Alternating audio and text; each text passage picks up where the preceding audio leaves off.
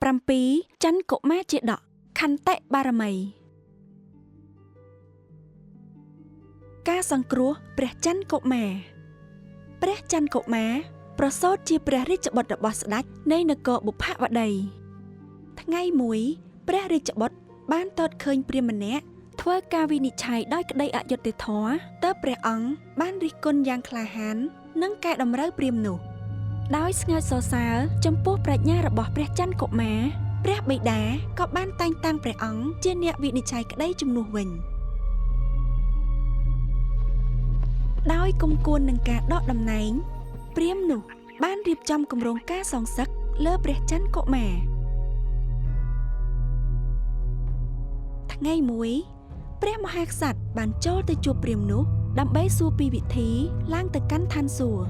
ព្រាហ្មណ៍នោះមានសេចក្តីត្រេកអរព្រោះនេះជាឱកាសដ៏ល្អបំផុតក្នុងការសងសឹកទើបទូលថ្វាយព្រះមហាក្សត្រថាមធ្យោបាយមានតែមួយគត់ដើម្បីឡើងទៅកាន់ឋានសួគ៌គឺការបូជាយញ្ញព្រះរាជបុត្ររបស់ព្រះអង្គដោយសេចក្តីប្រាថ្នាចង់ឡើងទៅកាន់ឋានសួគ៌ព្រះរាជាត្រាស់បង្គាប់ឲ្យរៀបចំពិធីបូជាយញ្ញតាមការប្រឹក្សាកាលដាវហៀបនឹងធ្លាក់មកប្រហារព្រះច័ន្ទកុមារព្រះមហាសីបានស្រែកបួងសួងដល់សក្កទេវរាជឬព្រះឥន្ទ្រាធិរាជព្រះឥន្ទបានទ្រង់ព្រះសណ្ដាប់ឮពីអង្វរកររបស់ព្រះមហាសីក៏លេចព្រះកាយចេញមកជាមួយនឹងផ្គររន្ទះព្រះច័ន្ទកុមារក៏បានសង្គ្រោះនាគ្រានោះ